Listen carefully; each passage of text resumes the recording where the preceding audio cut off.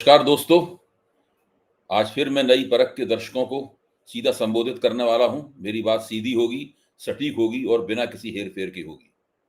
क्योंकि अब वो वक्त भी चला गया है जब बातें लाग लपेट के साथ की जाती थी। बातें बहुत जी होती थी, मतलब बहुत कम निकलता था। अब लफ्ज बहुत कम होंगे और मतलब बहुत ज्यादा होगा। आप सुनिए। राहुल गांधी की वोटों की चोरी वाला एटम बम फोड़ने वाली प्रेस कॉन्फ्रेंस की चर्चा मैं आपके साथ कर चुका हूं। आज उसी चर्चा को मैं आगे बढ़ाऊंगा। दरअसल मैं उस जन आंदोलन की चर्चा करने जा रहा हूं जिसका नेतृत्व राहुल गांधी ने शुरू कर दिया है। मेरी बात को ध्यान से सुनिए।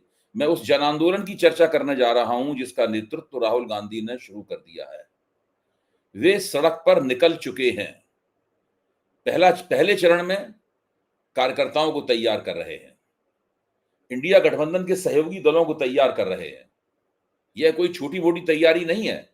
यह आंदोलन कोई एक दो दिन चलने वाला आंदोलन नहीं है। इसे 6 महीने से साल भर तो चलाना ही होगा। बीच में बिहार का चुनाव भी लड़ना है, उसे जीतना भी है। इसलिए वहां एसआईआर द्वारा बनाए जा रहे भूतिया वोटरों और काटे जा रहे असली वोटरों से भी निपटना है। दोस्तों, मामला जटिल है, लेकिन राहुल जानते हैं और उनके साथी भी जानते हैं कि इस जटिलता को सरल करना ही होगा। यह जटिलता एक ही तरीके से सरल हो सकती है कि देश भर में हो रही वोट चोरी के मसले को जनता तक ले जाया जाए, जनता की गोलबंदी की जाए, उसकी अदालत लगाई जाए, अदालत के कटघरे में चुनाव आयोग खड़ा किया जाए, भारतीय जनता पार्टी को खड़ा किया जाए और सरकार की गोदी में बैठे मीडिया को भी खड़ा किया जाए। और दोस्तों, हम जानते हैं, हमारा आपको भी राजनीतिक तजुर्बा है, मुझे भी है। जनता अपने आप अदालत नहीं लगाती। जनता को जगाना पड़ता है, जनता के बीच जाना पड़ता है, उसे चीजें दिखानी पड़ती हैं, उसे बातें सुनानी पड़ती हैं, उसके बीच जाकर गीत गाने पड़ते हैं, उसकी रैलियां करनी पड़ती हैं, धरने देने पड़ते हैं, रोड शो करने पड़ते हैं और पार्टी के कार्यकर्ताओं को तो दरवाजे दरवाजे जाकर जनता को गोलबंद करना होता है। तब जनता तैयार होती है। एक बार तैयार हो जाती है तो आप समझिए उसकी अदालत भी लगनी शुरू हो जाती है। इसीलिए राहुल गांधी सड़क पर लड़ने की तैयारी कर रहे हैं। बिहार के सबसे बड़े नेता और जो सर्वे डेटा बताता है सबसे लोकप्रिय नेता तेजस्वी यादव ने भी उन्हीं की तरह सड़क पर निकलने की ठान ली है। इंडिया गठबंधन के सबसे वरिष्ठ और सबसे बुद्धिमान नेता शरद पवार ने अपनी पार्टी को निर्देश दे दिया है कि राहुल की प्रेस कॉन्फ्रेंस में हुए प्रेजेंटेशन को हर जगह दिखाया जाए। कारण साफ है, पवार, राहुल और उद्धव ने मिलकर भाजपा को महाराष्ट्र की धरती पर लोकसभा में बुरी तरह हरा दिया था। लेकिन जब विधानसभा चुनाव हुआ तो उल्टा हो गया। वे खुद बुरी तरह हार गए। राहुल का माथा ठनका। उन्होंने पता लगाना शुरू किया। उन्हें क्या मालूम हुआ, खुद उन्हीं के लफ्जों में सुन लीजिए। यहाँ राहुल के लफ्ज बहुत महत्वपूर्ण है, क्योंकि जब राहुल के लफ्ज हमारे पास हैं तो हम उनके नाम पर अपने लफ्ज क्यों कहें। अब सुनिए, राहुल गांधी ने आज अपने एक भाषण में क्या कहा है। राहुल गांधी कहते हैं, पिछले चुनाव में हमारे सामने एक सवाल उठा। लोकसभा का चुनाव हुआ, उसके बाद महाराष्ट्र का चुनाव होता है। लोकसभा में हमारा गठबंधन महाराष्ट्र के चुनाव को जीतता है। फिर 4 महीने बाद बीजेपी महाराष्ट्र में विधानसभा जीतती है। आश्चर्यजनक नतीजा था। हमने पता लगाया तो मालूम हुआ कि 1 करोड़ नए वोटरों ने विधानसभा में वोट किया। ध्यान कीजिए, 1 करोड़ नए वोटरों ने विधानसभा में वोट किया। 1 करोड़ नए लोग जिन्होंने लोकसभा में वोट अपना नहीं डाला था, जादू से यह विधानसभा में वोट डालने निकल आए और जहां भी ये नए वोटर गए वहां पर भाजपा चुनाव जीत गई। जहां भी ये नए वोटर गए, 1 करोड़ वोटर जहां भी गए वहां पर भाजपा चुनाव जीत गई। हमारे गठबंधन के वोट कम नहीं हुए। जितने हमें लोकसभा में मिले थे उतने ही हमें विधानसभा में मिले। लेकिन सारे के सारे जो वोट बढ़ाए गए वो बीजेपी के खाते में गए। उस दिन हमने डिसाइड किया कि कुछ ना कुछ दाल में काला है। कर्नाटक में हमारा जो सर्वे था, हमारी जो पोलिंग थी, उसके मुताबिक हमें 15 या 16 सीटें मिलनी चाहिए थी। हमारी पोलिंग के मुताबिक 16 सीटों में हम आगे थे। हम जीते केवल 9 में। जब हमें सीटें कम मिली तो हमने कर्नाटक में भी सवाल पूछना शुरू किए, क्या सचमुच हम ये सीटें हारे थे। चुनाव आयोग से हमने वोटर लिस्ट मांगी। Electronic soft copy voter list की हम मांगते थे, चुनाव आयोग वाले मना कर देते थे। तो एक लोकसभा में हमने अपना एनालिसिस शुरू किया। राहुल गांधी बताते हैं कि एक लोकसभा में हमने अपना विश्लेषण शुरू किया, बंगलुरु सेंट्रल की लोकसभा, और उसमें एक विधानसभा चुनी, महादेवपुरा। और आपने कल मेरा प्रेस कॉन्फ्रेंस देखा कि हमने 60% साबित कर दिया कि इलेक्शन कमीशन और बीजेपी ने मिलकर कर्नाटक से लोकसभा चुराई है। महादेवपुरा में 6.5 लाख वोट हैं, असेंबली में उसमें से 1,02,50 वोट चोरी किए गए हैं। इसका मतलब हर 6 वोट में से भाजपा और चुनाव आयोग ने मिलकर 1 वोट चोरी किया है। दोस्तों, जब से राहुल गांधी ने वोट चोरी का यह मसला उठाया है, तभी से चुनाव आयोग ने अजीब तरीके से कहना शुरू कर दिया है कि राहुल गांधी इन आरोपों का हलफनामा दें, एफिडेविट दें और उस पर दस्तखत करें। धमकी भी दे रहा है चुनाव आयोग कि अगर राहुल गांधी गलत निकले तो जेल जाना पड़ेगा। सवाल यह है, क्या राहुल गांधी के लिए हलफनामा देना मुश्किल है? बिल्कुल नहीं। मेरा तो मानना है कि वे इसके लिए बिल्कुल तैयार है, मेरी सूचना भी है। यही नहीं, कांग्रेस पार्टी ने कर्नाटक में यह हलफनामा चुनाव आयोग के सामने दस्तखत करके दाखिल भी कर दिया है।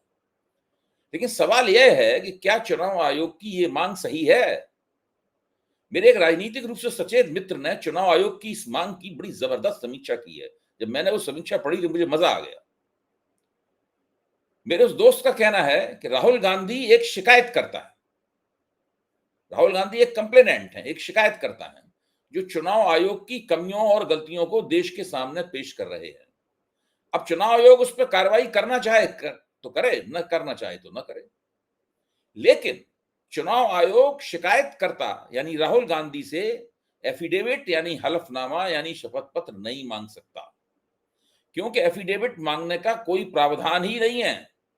लोगों की लिखित या मौखिक शिकायत पर पुलिस एफआईआर दर्ज करती है, लेकिन इस पूरी प्रक्रिया में पुलिस कभी भी शिकायतकर्ता से उसकी दी की गई शिकायत के लिए कोई भी हलफनामा नहीं मांगती। हाई कोर्ट में और सुप्रीम कोर्ट में बहुत सारे, हाई कोर्ट और सुप्रीम कोर्ट कई अखबारों और टीवी पे आने वाली खबरों पर स्वतः संज्ञान लेकर कार्रवाइयां करते हैं। लेकिन इस संदर्भ में भी वो न अखबार वालों से, न टीवी वालों से हलफनामा मांगते हैं, और न ही जिन लोगों की तरफ से वो याचिका, स्वतः संज्ञान वाली याचिका दायर की जाती है, पब्लिक इंटरेस्ट लिटिगेशन जाता है, उनसे भी कोई एफिडेविट नहीं मांगा जाता। मैं इस कानूनी पहलू की तरफ ध्यान दिलाने के लिए अपने इस मित्र का शुक्रिया अदा करता हूं। जाहिर है चुनाव आयोग झांसा दे रहा है, डराने और धमकाने की कोशिश कर रहा है, लेकिन इस झांसे का जवाब भी राहुल गांधी के पास है। डराने धमकाने का जवाब भी राहुल गांधी के पास है। एक ऐसा जवाब जिससे भाजपा से साठगांठ करके बेईमानी करने वाले चुनाव आयोग के अफसरों और कर्मचारियों की रीढ़ की हड्डी में डर की ठंडी लहर दौड़ गई होगी। राहुल ने जोर देकर कहा है कि मुझसे इलेक्शन कमीशन एफिडेविट मांगता है, मुझसे कहता है कि मुझे वोट देना, मुझसे कहता है कि मुझे वोट देना है, वोट लेना है। मैंने पार्लियामेंट के सामने कि मुझे ओथ, मैं एक बार फिर से आपको बात सुनाता हूं। एक ऐसा जवाब जिससे भाजपा से साठगांठ करके बेईमानी करने वाले आयोग के अफसरों कर्मचारियों की रीढ़ में डर की ठंडी लहर दौड़ गई है। राहुल गांधी ने कहा है कि मुझसे इलेक्शन कमीशन एफिडेविट मांगता है। मैंने तो पार्लियामेंट के सामने और पार्लियामेंट के अंदर ओथ ली है, शपथ ली है, इस संविधान के सामने शपथ ली है, इस पर हाथ रखकर ओथ ली है। और आज जब हिंदुस्तान की जनता इलेक्शन कमीशन के डेटा को लेकर वेबसाइट पर सवाल पूछ रही है, तो इलेक्शन कमीशन ने अपनी वेबसाइट बंद कर दी है। मध्य प्रदेश, राजस्थान, बिहार की वेबसाइटें बंद कर दी गई हैं, क्योंकि वे जानते हैं कि अगर हिंदुस्तान की जनता ने ऐसी डेटा को लेकर सवाल पूछना शुरू कर दिया तो उनका पूरा का पूरा ढांचा ढह जाएगा। राहुल गांधी यही नहीं रुके, उन्होंने मांग की है कि इलेक्शन कमीशन उन्हें पूरे देश की इलेक्ट्रॉनिक वोटर लिस्ट दे, वीडियोग्राफी के रिकॉर्ड्स दे। उनका दावा है कि अगर ये सब उन्हें मिल जाएगा तो वे साबित कर देंगे कि सिर्फ कर्नाटक की एक सीट चोरी नहीं हुई है, और सिर्फ कर्नाटक में ही नहीं चोरी हुई है, पूरे हिंदुस्तान में सीटें चोरी हुई हैं। इलेक्शन कमीशन बीजेपी का नहीं है, इलेक्शन कमीशन संविधान के लिए काम करता है, और कर्नाटक में जो सीट चोरी की गई है उसका सबूत तो हमने जांच करके निकाल दिया है। लेकिन मेरा मानना यह है, यानी राहुल गांधी कहते हैं कि मेरा मानना यह है कि एक से ज्यादा बहुत सी सीटें यहां चोरी हुई हैं और सारे देश में चोरी हुई हैं। इसके बाद राहुल ने अपने वक्तव्य में एक ऐसी बात कही जिससे चुनावी फर्जीवाड़ा करने वाले घबरा गए होंगे। उन्होंने कहा कि जो कॉन्स्टिट्यूशन का फाउंडेशनल आइडिया है, यानी हमारे संविधान का जो बुनियादी संस्थापक विचार है, वो वन मैन वन वोट है, यानी एक व्यक्ति को एक वोट देने का अधिकार। इलेक्शन कमीशन और उसके सभी अफसर भाजपा के साथ मिलकर इस अधिकार के ऊपर आक्रमण कर रहे हैं। इसका मतलब यह हुआ कि वे संविधान पर आक्रमण कर रहे हैं, हिंदुस्तान की गरीब जनता पर आक्रमण कर रहे हैं। फिर राहुल गांधी चेतावनी देते हैं कि मैं उनसे कहना चाहता हूं, अगर आप सोच रहे हैं कि इस पर आक्रमण करके आप बच जाएंगे, तो फिर से सोचिए। टाइम लगेगा, लेकिन हम आपको पकड़ेंगे जरूर, एक एक करके पकड़ेंगे। मेरी बात याद रखना कि अगर आप संविधान पर हमला करेंगे तो हम आपके ऊपर हमला करेंगे। राहुल गांधी कहते हैं कि ये आवाज उनकी नहीं है, ये आवाज हिंदुस्तान की है। दोस्तों, इस वक्तव्य से जाहिर है कि राहुल ने आने वाले समय में देश का नेतृत्व करने वाले नेता की तरह बोलना शुरू कर दिया है। उनका बुनियादी उसूल संविधान द्वारा दिए गए एक व्यक्ति एक वोट के सिद्धांत की रक्षा करना है। वे कहते हैं कि संविधान की जो किताब है, इसमें भारत की हजारों साल की विचारधारा है। इसमें महात्मा गांधी, भीमराव अंबेडकर, जवाहरलाल नेहरू, सरदार पटेल की आवाज गूंजती है। इस किताब में बसवन्ना, नारायण गुरु, महात्मा फुले की आवाज गूंजती है। संविधान का सबसे बड़ा योगदान है कि उसने उस जमाने में भारत में एक व्यक्ति को एक वोट का अधिकार दिया था, जब भारत की जनता आज की तरह शिक्षित नहीं थी। भारत के मध्य वर्ग का आकार भी छोटा था और भारत में राजनीतिकरण यानी पॉलिटिसाइजेशन की प्रक्रिया, राजनीति की समझ बढ़ाने की प्रक्रिया भी अपेक्षाकृत कम थी। आज परिस्थिति बदल चुकी है। आज हिंदुस्तान का हर नागरिक जानता है कि उसका अधिकार क्या है और वो उस अधिकार को बचाने के लिए तैयार भी है। दोस्तों, इस समय माहौल बिल्कुल आजादी के आंदोलन वाला बन गया है। अंग्रेजों ने हमारी राजनीतिक स्वतंत्रता का हरण किया था। गांधी जी के नेतृत्व में हमारे आपके पुरखों ने यह आजादी उनसे लड़कर छीनी।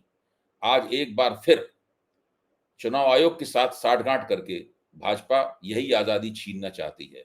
इसके खिलाफ लड़ाई तो लड़नी ही होगी। राहुल ने आह्वान किया है, विपक्ष ने आह्वान किया है कि यह संघर्ष चलाया जाए। नई परख के श्रोता और दर्शक भी सोचें कि वे इस लड़ाई में कैसे हिस्सा ले सकते हैं।